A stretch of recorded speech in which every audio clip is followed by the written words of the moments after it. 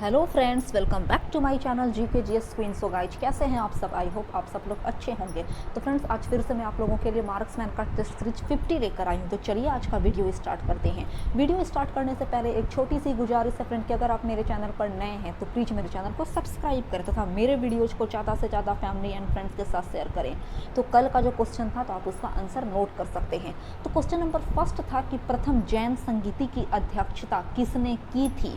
तो स्थूल भद्र ने की थी। और ये पहला जैन संगीति कहाँ आयोजित किया गया था? तो पाटलिपुत्र यानी पटना में। नेक्स्ट क्वेश्चन था कि चंदेरी का युद्ध कब हुआ था? तो यह युद्ध 29 जनवरी 1528 ईस्वी को हुआ था। नेक्स्ट क्वेश्चन नंबर थर्ड, नील दर्पण पुस्तक के संपादक कौन थे? तो दीन बंधु मित्र। क्वेश्चन नंबर फोर्थ है कि बुध ग्रह सूर्य की परिक्रमा कुल कितने टाइम में लगाता है? तो टोटल 88 डेज में। और लास्ट क्वेश्चन था कि बिहार के प्रथम गैर कांग्रेसी मुख्यमंत्री कौन थे? तो श्री महामाया प्रसाद सिन्हा। तो चलिए फ्रेंड, आज का क्वेश्चन आप नोट कर सकते हैं। तो क्वेश्चन नंबर फर्स्ट है कि मौलिक कर्तव्य को संविधान के किस संशोधन द्वारा जोड़ा गया? नेक्स्ट क्वेश्चन, भारतीय उपमहाद्वीप में कौन कौन से देश शामिल हैं?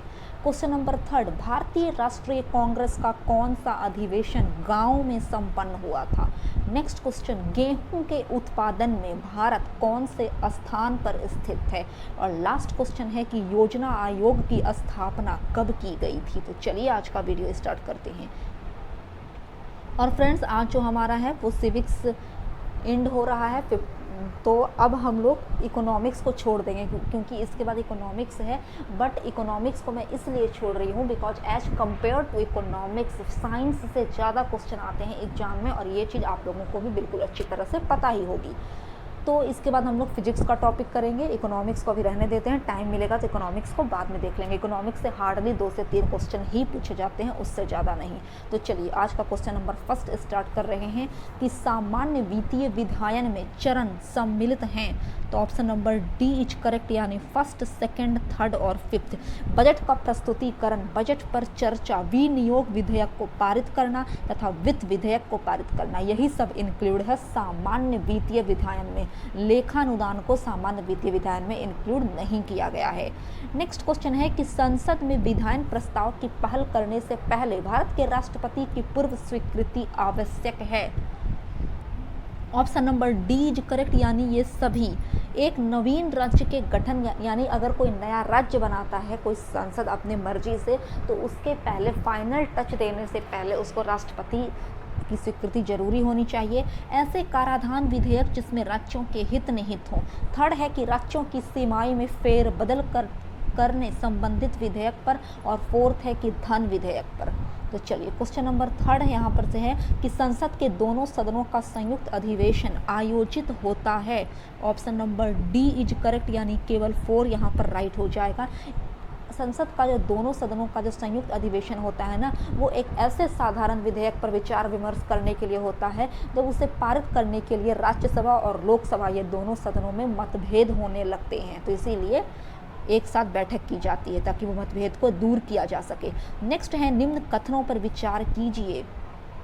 तो चलिए फ्रेंड, फोर्थ का जो करेक्ट आंसर है वो ऑप्शन नंबर डी है, यानी फर्स्ट, सेकंड और थर्ड ये तीनों सही है कि भारत में संसद के दोनों सदनों की संयुक्त बैठक आर्टिकल 108 में वर्णित है। बिल्कुल सही बात है। नेक्स्ट है कि लोकसभा तथा राज्यसभा की जो पहली संयुक्त बैठक आयोजित की गई थी वो 1961 ईस्वी में हुई थी। और थर्ड है कि भारतीय संसद के दोनों सदनों की दूसरी संयुक्त बैठक किस मतलब के उद्देश्य को लेकर हुई थी? तो बैंक सेवा आयोग बिल को पारित करने के लिए हुई थी दूसरी बैठक। तो चलिए अब बढ़ रहे हैं क्वेश्चन नंबर फिफ्थ की तरफ कि लोकसभा और राज्यसभा के बीच गतिरोध की किस स्थितियों में संसद की संयुक्त बैठक बुलाई जाती है? तो option number A is correct, यानी केवल फर्स्ट यहाँ पर राइट हो जाएगा। साधारण विधि निर्माण को पारित करने के लिए, और इसका वर्णन आर्टिकल 108 में है। नेक्स्ट क्वेश्चन है नीचे दी गई सारणी पर ध्यान दीजिए। यहाँ पर एक टेबल दिया गया है तो उस पर हम लोगों को गौर करना है। राज्यसभा के बारे में कहा गया है कि 250 से अधिक सदस्य 12 सदस्य को राष्ट्रपति यहाँ पर मनोनीत करते हैं और 238 जो राज्य और केंद्र शासित प्रदेश के निर्वाचित सदस्य होते हैं। तो पूरा मिलाकर यहाँ पे 238 + 12 250 हो गया। बिल्कुल सही बात है राज्यसभा के लिए।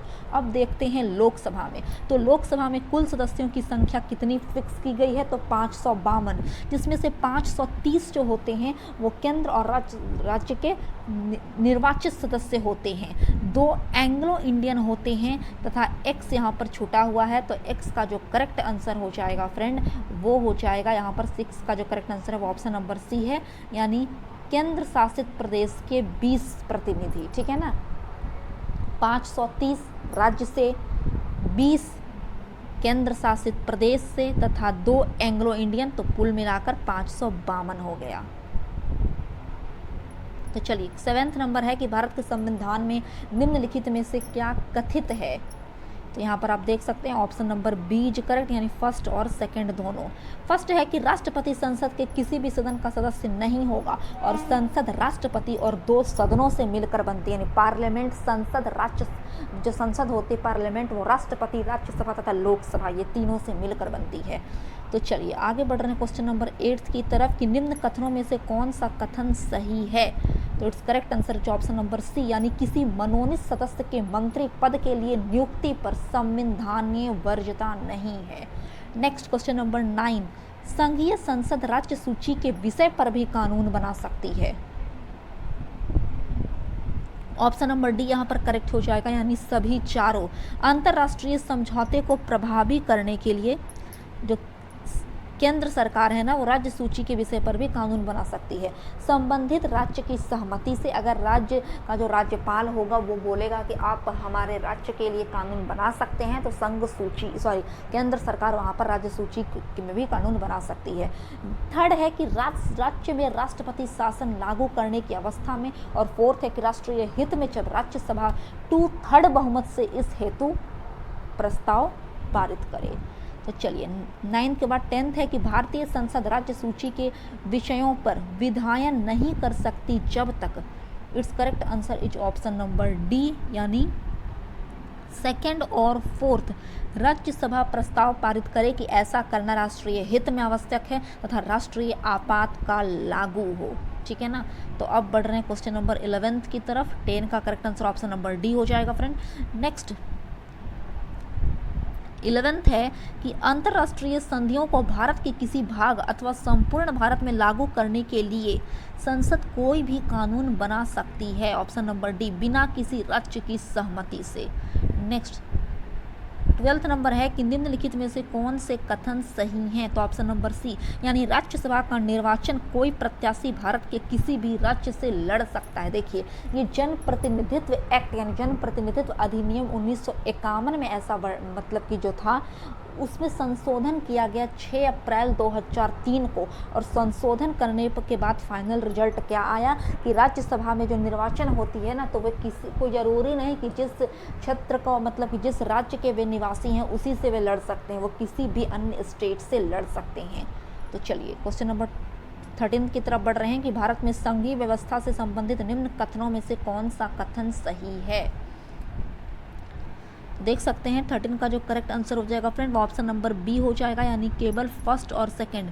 फर्स्ट है कि संविधान शासन की मूल संरचना के लिए एक संघीय व्यवस्था की प्रस्तावना करता है तथा एकात्मक सुझाव का उसमें सशक्त मिश्रण है।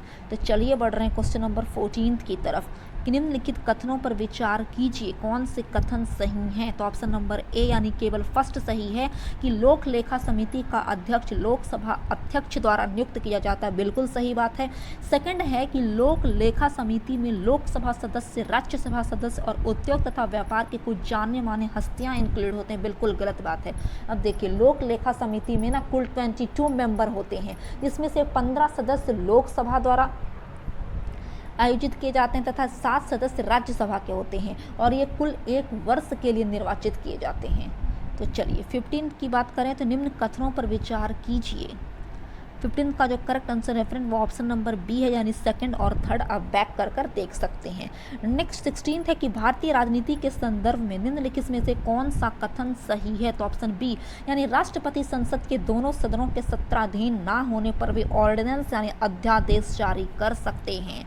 नेक्स्ट 17th, निम्नलिखित कथनों का परीक्षण करें और नीचे दिए गए कूट से सही उत्तर का चयन करें। तो ऑप्शन नंबर ए यानी फर्स्ट और second is right.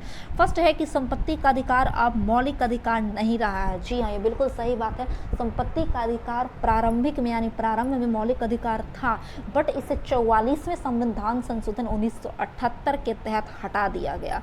Next second है कि राज्यसभा एक वित्तीय बिल को रोक सकती है। बिल्कुल रोक सकती है। हालांकि लोकसभा में ये वित्तीय बिल पुनर्स्थापित किया जाता है, जब ये वापस राज्यसभा को भेजा जाता है तो ये मैक्सिमम 14 डेज तक अपने पास रोक कर रख सकते हैं, उससे ज़्यादा दिन तक नहीं। नेक्स्ट 18 यहाँ पर मैच द फॉलोइंग है और इसका जो करेक्ट आंसर है वो ऑप्शन नंबर सी है।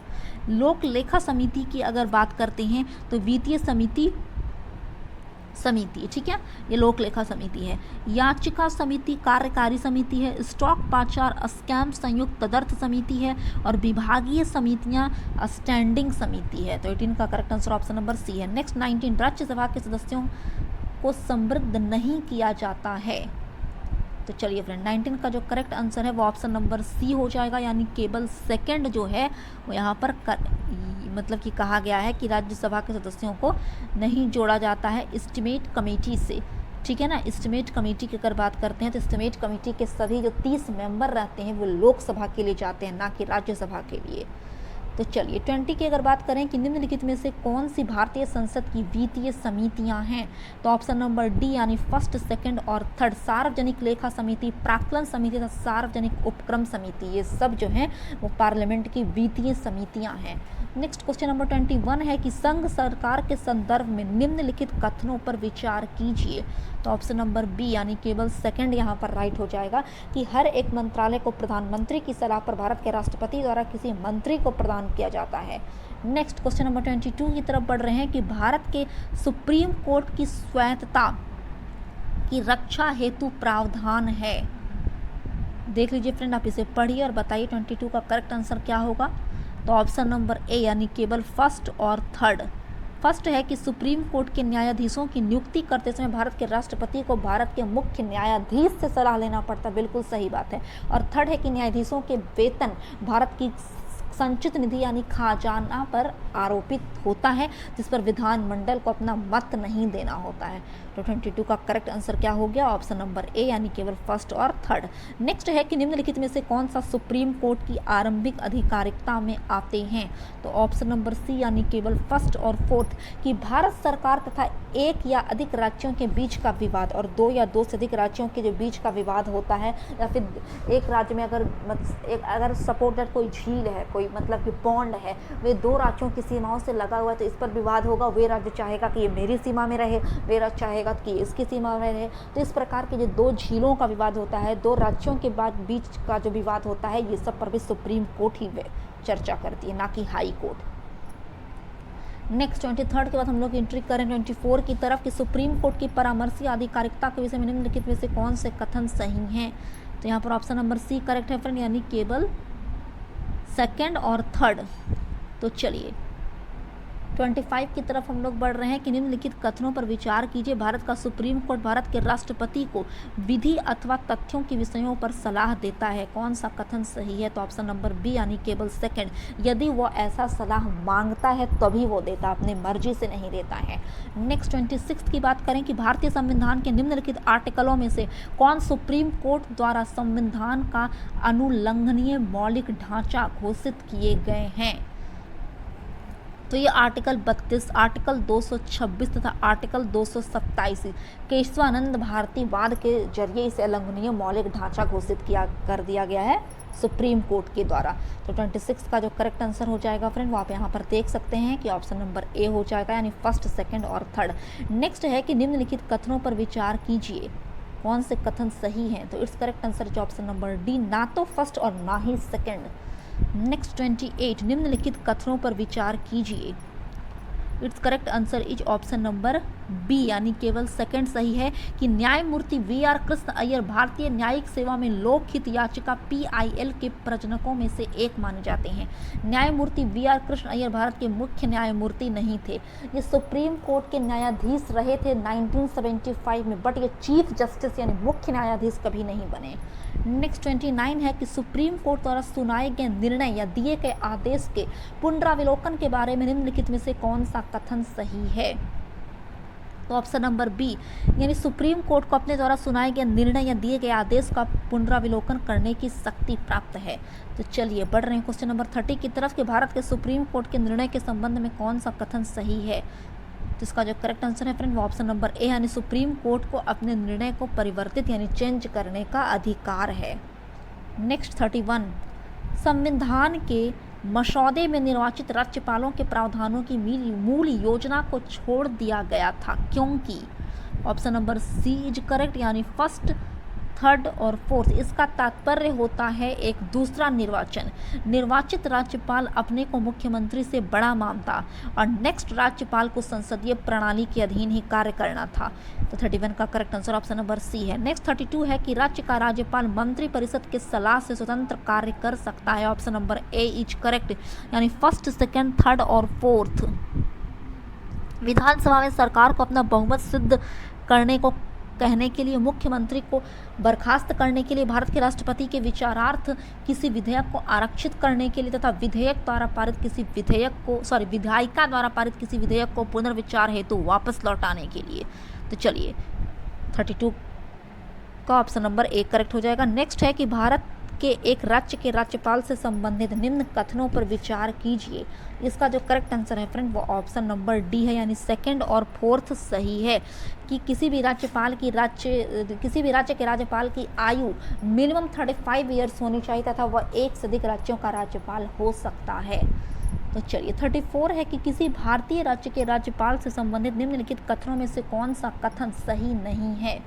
ये बिल्कुल सही बात है कि किसी भी पार्टिकुलर राज्य का राज्यपाल गवर्नर जो होता है वो राष्ट्रपति द्वारा नियुक्त किया रहता है, बिल्कुल सही बात है।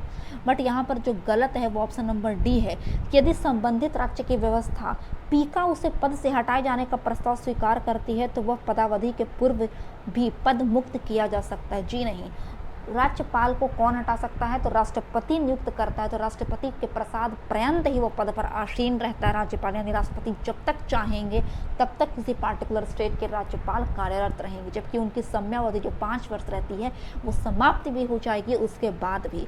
तो चलिए 35 की तरफ एंट्री कर रहे हैं कि किसी राज्य के गवर्नर के संबंध में निम्न कथनों पर विचार कीजिए। तो ऑप्शन नंबर डी यानी सभी चारों सही हैं। नेक्स्ट नीचे तो वक्तव्य दिए गए कथन और कारण बताइए, इसका करेक्ट आंसर क्या होगा? तो ऑप्शन नंबर बी यानी ए तथा आर दोनों सही हैं, किंतु आर ए की सही व्याख्या नहीं कर रहा है। ए है कि राष्ट्रपति और राज्यपालों पर उनके किसी भी कार्य के लिए न्यायालय में मुकदमा नहीं चलाया जा सकता, बिल्कुल सही बात है। राष्ट्रपति पर महाभियोग चलाया जा सकता है और राज्यपालों को असंवैधानिक कृत्यों के करने पर पदच्युत किया जा सकता है, ये बात भी सही है। तो चलिए 37 की तरफ एंट्री कर रहे हैं कि संविधान के आर्टिकल 156 में उपबंध है कि राज्यपाल अपने पद ग्रहण की तारीख से 5 वर्ष की अवधि तक पद धारण करेगा। कौन सा कथन यहाँ पर सही होगा? तो इसका जो करेक्ट आंसर है वो ऑप्शन नंबर डी, ना तो फर्स्ट और ना ही सेकंड। किसी राज्यपाल को उसकी पदावधि पूरी होने से पूर्व पद से नहीं हटाया जा सकता, बिल्कुल हटाया जा सकता है अगर प्रेसिडेंट चाहेंगे तो। कोई राज्यपाल 5 वर्ष की अवधि के बाद अपने पद पर बना नहीं रह सकता, ये बात भी गलत है। जब तक राष्ट्रपति चाहेंगे पहले भी हटा सकते हैं, बाद में भी हटा सकते हैं, टाइम पूरा होने पर भी हटा सकते हैं, ये राष्ट्रपति के दिमाग पर निर्भर करता है। तो चलिए 38 कि मुख्यमंत्री से संबंधित निम्नलिखित कथनों में से कौन से कथन सही नहीं है? तो वो साधारणतः राज्यपाल द्वारा चयनित होता है, बिल्कुल गलत बात है। तो चलिए क्वेश्चन नंबर 39 है कि भारतीय संविधान के अनुसार राज्यों की विधायिका में सम्मिलित है। इट्स करेक्ट आंसर है ऑप्शन नंबर डी यानी केवल फोर्थ, राज्यपाल, विधानसभा एवं विधान परिषद जहां इसका अस्तित्व हो। नंबर है कि निम्नलिखित कथनों पर विचार कीजिए। 40 का जो करेक्ट आंसर है वो ऑप्शन नंबर बी है यानी केवल सेकंड यहाँ पर राइट हो जाएगा कि कोई व्यक्ति किसी राज्य के विधानसभा के किसी स्थान को भरने के लिए चुने जाने के लिए अर्हित नहीं होगा यदि उसकी आयु 25 ईयर से कम होगी तो चलिए 41 की तरफ हम लोग बढ़ रहे हैं फ्रेंड कि निम्नलिखित राज्यों में से कहाँ विधान परिषद हैं। तो देखिए कुल 6 राज्यों में विधान परिषद हैं, तो ऑप्शन नंबर डी यहाँ पर करेक्ट हो जाएगा केरल, दिल्ली, हिमाचल प्रदेश और बिहार। आप यहाँ पर देख सकते हैं कि केवल बिहार में है। केरल, दिल्ली, हिमाचल प्रदेश और बिहार का जो ऑप्शन दिया उसमें सिर्फ बिहार में है, ये तीनों जगह पे नहीं है। और कुल 6 जगहों पर विधान परिषद हैं। कहाँ कहाँ पर हैं तो वे हम लोग पहले भी डिस्कस कर चुके हैं। तो इसका जो करेक्ट आंसर वो ऑप्शन नंबर डी है, यानी केवल 4th यानी बिहार में। नेक्स्ट 42 है कि निम्नलिखित कथनों पर विचार कीजिए।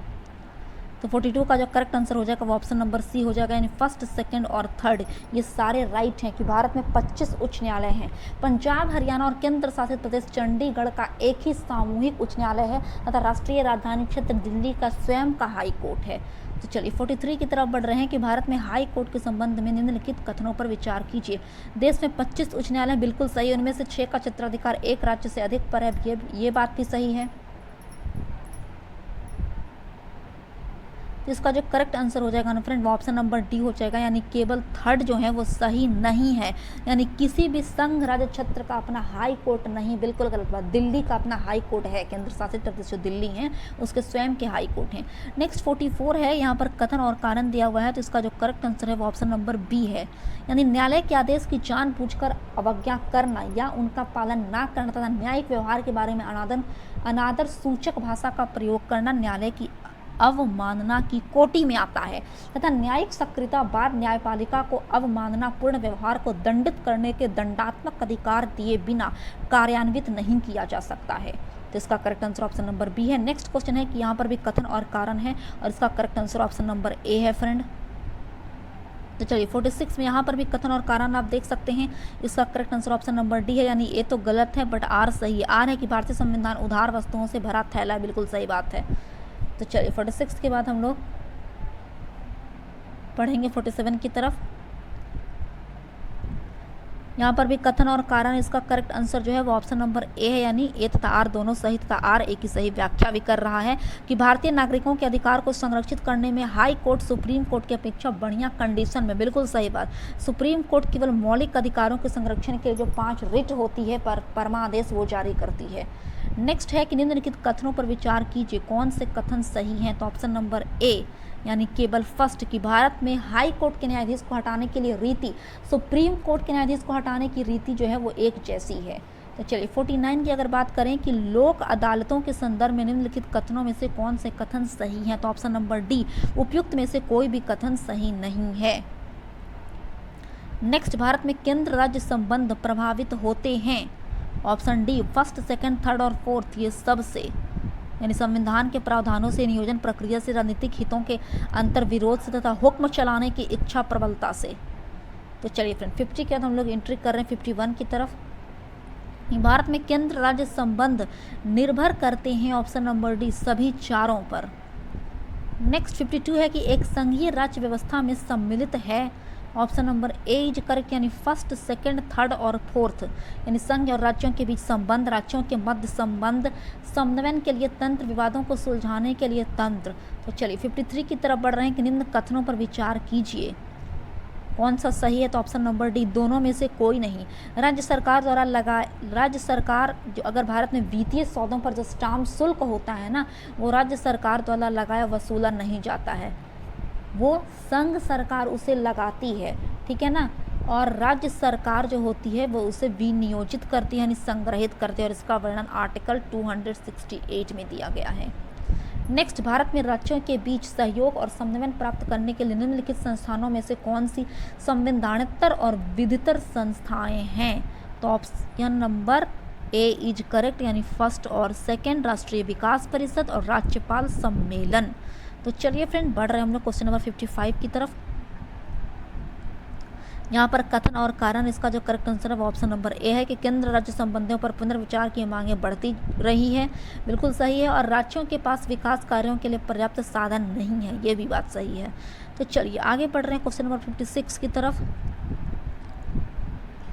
कि भारत का राष्ट्रपति राष्ट्रीय आपात की घोषणा कर सकता है यदि खतरा हो केवल 1st और 3rd, यानी बाहरी आक्रमण का सशक्त विद्रोह का। देखिए आर्टिकल 352 में यह वर्णित है कि भारत का जो राष्ट्रपति है ना वो आपातकालीन स्थिति में मतलब आपातकाल की घोषणा कर सकता है 3 कंडीशन पे, बाहरी आक्रमण, सशक्त विद्रोह और युद्ध के कंडीशन पे। नेक्स्ट 57 है कि निम्नलिखित में से किन परिस्थितियों में राष्ट्रीय आपातकाल घोषित कर सकता है। राष्ट्रपति। तो इसका correct answer option number b हो जाएगा, यानी फर्स्ट, थर्ड और फोर्थ। तो चलिए 58 है कि भारत के संविधान के आर्टिकल 360 के अधीन वित्तीय आपात से संबंधित निम्नलिखित कथनों पर विचार कीजिए। 58 का जो करेक्ट आंसर हो जाएगा फ्रेंड, वो आप यहाँ पर देख सकते हैं, ऑप्शन नंबर ए हो जाएगा, यानी केवल फर्स्ट इज राइट। नेक्स्ट है कि निम्नलिखित कथनों पर विचार कीजिए, कौन से कथन सही हैं। तो ऑप्शन नंबर सी, फर्स्ट और सेकंड दोनों सही है कि भारत में शेयर बाजार तथा फ्यूचर्स बाजार में हुई लेन देन पर कर संघ द्वारा लगाए जाते हैं तथा राज्यों द्वारा एकत्रित किए जाते हैं।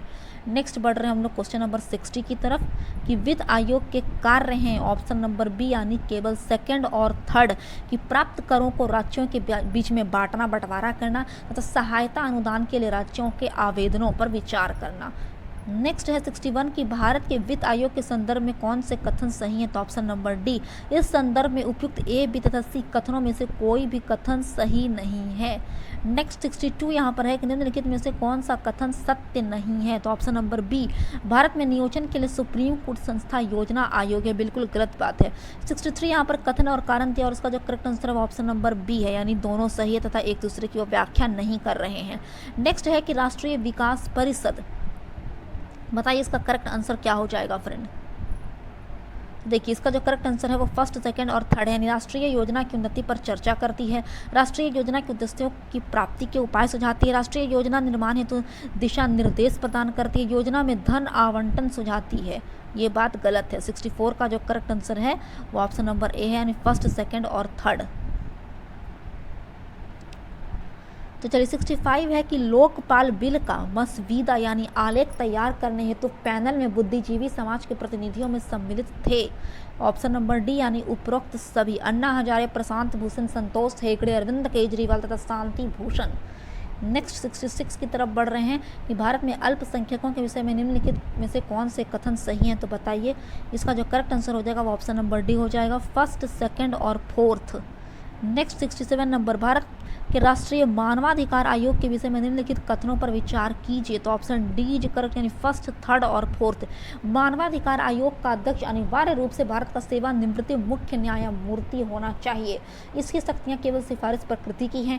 आयोग के एक सदस्य के रूप में एक महिला को नियुक्त करना आज्ञापरक है। तो चलिए 67 के बाद हम लोग 68 की तरफ एंट्री कर रहे हैं कि निम्नलिखित में से कौन संवैधानिक प्राधिकरण है।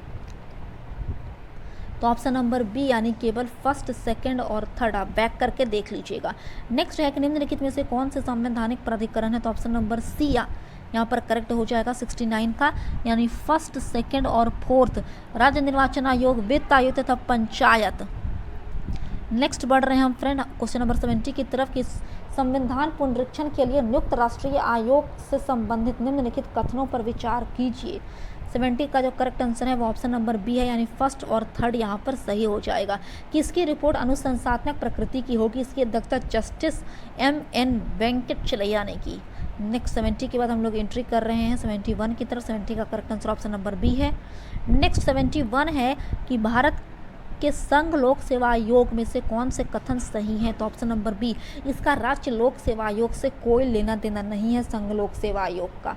नेक्स्ट 72 है कि भारत के संदर्भ में निम्नलिखित कथनों पर विचार कीजिए। पढ़िए आप इसे, और इसका जो करेक्ट आंसर हो जाएगा वो ऑप्शन नंबर बी हो जाएगा, यानी सेकंड और थर्ड यहाँ पर राइट है। नेक्स्ट है कि भारत के निर्वाचन आयोग के निम्नलिखित में से कौन से कृत्य हैं। तो इट्स करेक्ट आंसर है ऑप्शन नंबर डी, यानी कोई भी नहीं। नेक्स्ट 74 की तरफ बढ़ रहे हैं फ्रेंड कि भारत के निर्वाचन आयोग के कार्य हैं। Option number b, first, second और फोर्थ, यानी संसद एवं राज्य विधानमंडलों के सभी चुनाव करवाना, राष्ट्रपति और उपराष्ट्रपति पदों के लिए चुनाव करवाना तथा निर्वाचन सूचियां तैयार करने के कार्य का निरीक्षण, निर्देशन एवं नियंत्रण करना। तो चलिए फ्रेंड आगे बढ़ रहे हैं हम लोग क्वेश्चन नंबर 75 की तरफ कि भारत में विविध निर्वाचनों के लिए निम्नलिखित में से कौन सी निर्वाचन प्रणालियां स्वीकृत की गई हैं। तो इसका जो correct answer option number A है, यानी केवल फर्स्ट और सेकंड। वयस्क मताधिकार के आधार पर प्रत्यक्ष निर्वाचन प्रणाली तथा एकल संक्रमणीय मत के द्वारा आनुपातिक प्रतिनिधित्व की प्रणाली। नेक्स्ट क्वेश्चन, भारत के निर्वाचन प्रक्रम के आरंभ के विषय में निम्नलिखित में से कौन से कथन सही हैं। तो 76 का जो करेक्ट आंसर हो जाएगा फ्रेंड वो ऑप्शन नंबर सी है, यानी निर्वाचन आयोग द्वारा निर्वाचन की सिफारिश और राष्ट्रपति अथवा राज्य के राज्यपाल द्वारा निर्वाचन की अधिसूचना जारी किया जाना। नेक्स्ट है कि निर्गम मत सर्वेक्षण के विषय में कौन सा कथन सही है? तो ऑप्शन नंबर ए, यानी निर्गम मत सर्वेक्षण अभिव्यक्ति का प्रयोग मतदाताओं के उस निर्वाचनेतर सर्वेक्षण को व्यक्त करता है जिससे यह पता चले कि मतदाताओं ने अपने मताधिकार का प्रयोग किस प्रत्याशी के पक्ष में किया है। तो चलिए 78 की तरफ बढ़ रहे हैं। यहाँ पर कथन और कारण, इसका जो करेक्ट आंसर है वो ऑप्शन नंबर बी है, यानी संसद तथा राज्य विधानमंडलों के स्वतंत्र तथा निष्पक्ष चुनाव कराने की शक्तियां एक स्वतंत्र इकाई अर्थात निर्वाचन आयोग को दी गई हैं। निर्वाचन आयुक्तों को पद से हटाने का अधिकार कार्यपालिका के पास है। नेक्स्ट क्वेश्चन है कि परिसीमन आयोग के संदर्भ में निम्नलिखित कथनों पर विचार कीजिए। तो ऑप्शन नंबर सी, यानी फर्स्ट और सेकंड यहाँ पर बोथ राइट हो रहे हैं। नेक्स्ट 80 है कि निम्नलिखित में से कौन से राजनीतिक दल राष्ट्रीय दल हैं? तो ऑप्शन नंबर डी, कोई भी नहीं, क्योंकि भारत में कुल 8 राष्ट्रीय दल हैं। तो आप इसे नोट कर सकते हैं। वे है BJP, INC, CPM, CPI, BSP, NCP, TMC तथा एनपीपी। नेक्स्ट 81 है कि निम्नलिखित में से किस दलों की स्थापना डॉक्टर भीमराव अंबेडकर ने की थी?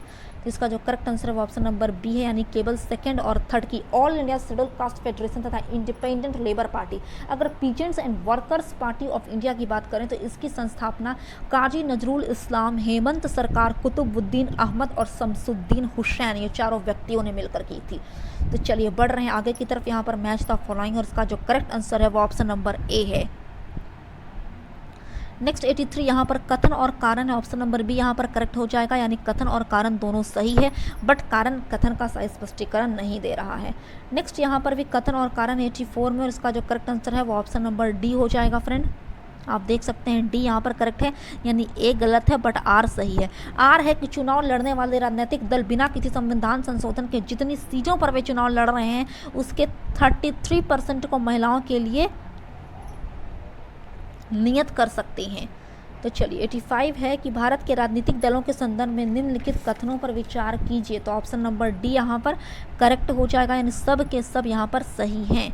नेक्स्ट 86 यहाँ पर कथन और कारण, इसका जो करेक्ट आंसर है वो ऑप्शन नंबर बी है। फ्रेंड कि भारत में अस्थायी दलीय व्यवस्था नहीं है, अत्यधिक संख्या में राजनीतिक दल हैं, बिल्कुल सही बात है। तो चलिए 87 की तरफ हम लोग एंट्री कर रहे हैं कि निम्नलिखित में से दल बदल विरोधी विधेयक के संबंध में कौन से कथन सत्य नहीं है? तो ए और बी यहाँ पर तो बिल्कुल सही है। इसका जो करेक्ट आंसर हो जाएगा वो ऑप्शन नंबर डी हो जाएगा, यानी लोकसभा के सभापति को अनर्ह नहीं ठहराया जाएगा यदि वह बाद में किसी अन्य राजनीतिक दल का सदस्य बन जाता है। बिल्कुल गलत बात है। कोई भी अगर अन्य राजनीतिक दल का सदस्य बनता है तो वह दल बदल विरोधी कानून के अंतर्गत उस पर मतलब कि अनर्ह ठहराया जाएगा। तो 87 का correct answer option number D है। नेक्स्ट 88 की तरफ बढ़ रहे हैं कि निम्नलिखित कथनों पर विचार कीजिए। ऑप्शन नंबर डी करेक्ट, यानी फर्स्ट और सेकंड। भारतीय संविधान में कोई संशोधन लाने का जो उपक्रम है वो लोकसभा और राज्यसभा के द्वारा किया जाता है। नेक्स्ट 89 है कि भारतीय संविधान के अनुसार निम्न विषयों पर संवैधानिक संशोधनों के लिए कम से कम आधे राज्यों के विधानमंडल द्वारा संपुष्टि आवश्यक है। Option number A is correct, यानी फर्स्ट, सेकंड और थर्ड। संविधान के संघीय प्रावधान, सर्वोच्च न्यायालय के अधिकार से संविधान संशोधन की प्रक्रिया। नेक्स्ट बढ़ रहे हैं फ्रेंड हम लोग 90 नंबर की तरफ। निम्नलिखित में से कौन से विषय हैं जिन पर कम से कम आधे राज्यों के विधानमंडलों के अनुसमर्थन से ही संवैधानिक संशोधन संभव है? तो ऑप्शन नंबर ए यहाँ पर करेक्ट हो जाएगा, यानी फर्स्ट, सेकंड और थर्ड। राष्ट्रपति का निर्वाचन, संसद में राज्यों का प्रतिनिधित्व तथा 7वीं अनुसूची में कोई भी सूची। तो चलिए 91 की तरफ बढ़ रहे हैं। यहाँ पर सूची एक्स को सूची वाई से मिलाना है, आप पढ़ सकते हैं। और 91 का जो करेक्ट आंसर हो जाएगा फ्रेंड वो ऑप्शन नंबर बी हो जाएगा, आप बैक कर देख सकते हैं। नेक्स्ट है कि निम्नलिखित में से कौन सा युग्म सही सुमेलित नहीं है? तो ऑप्शन डी, यानी आर्टिकल 48 नहीं बल्कि 50 में वर्णित है न्यायपालिका को पृथक पालिका से अलग करने का प्रावधान। बाकी ए, बी और सी ये बिल्कुल सही है। नेक्स्ट 93 यहाँ पर भी मैच द फॉलोइंग है, और इसका जो करेक्ट आंसर है वो ऑप्शन नंबर ए हो जाएगा 93 का। नेक्स्ट 94 भारतीय संविधान सभा के संबंध में कौन से कथन सही हैं? तो ऑप्शन नंबर ए, यानी फर्स्ट और फोर्थ की वह वयस्क मताधिकार पर आधारित नहीं थी तथा यह कई समितियों के माध्यम से कार्यरत थी भारतीय संविधान सभा। तो चलिए फ्रेंड 95 की तरफ एंट्री ले रहे हैं कि भारत के संदर्भ में संसदीय शासन प्रणाली में निम्नलिखित में से कौन से सिद्धांत संस्थागत रूप से निहित हैं? तो ऑप्शन नंबर ए यहाँ पर करेक्ट हो जाएगा, केवल फर्स्ट और सेकंड। यानी फर्स्ट की अगर बात यहाँ पर करें हम लोग कि मंत्रिमंडल के सदस्य संसद के सदस्य होते हैं, बिल्कुल सही बात है। जब तक मंत्रियों का संसद का विश्वास प्राप्त रहता है तब तक ही वे अपने पद पर बने रहते हैं, ये बात भी सही है। But third is wrong. Third क्यों रॉन्ग है? क्योंकि राज्य का अध्यक्ष जो होता है ना वो राष्ट्रपति होता है और मंत्रिमंडल की अध्यक्षता प्रधानमंत्री करता है। नेक्स्ट 96 की तरफ बढ़ रहे हैं कि भारत में संघीय व्यवस्था से संबंधित निम्न कथनों में से कौन से कथन सही हैं? तो ऑप्शन नंबर बी यानी केवल फर्स्ट और सेकंड।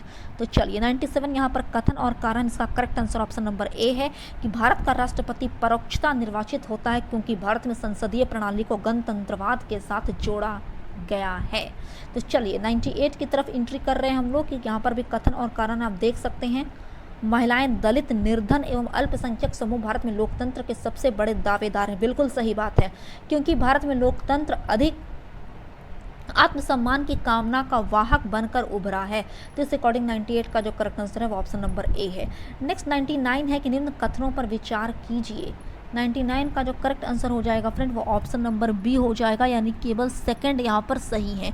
फर्स्ट है कि विधानसभा के निर्वाचित सदस्यों के मत का मूल्यांकन इक्वल टू राज्य की जनसंख्या बटा राज्य के विधानसभा में निर्वाचित सदस्यों की संख्या गुने 100 की जनसंख्या। यहीं पर यह गलत हो रहा है, 100 नहीं होगा, ये संख्या में हो जाएगी गुने 1000 की संख्या।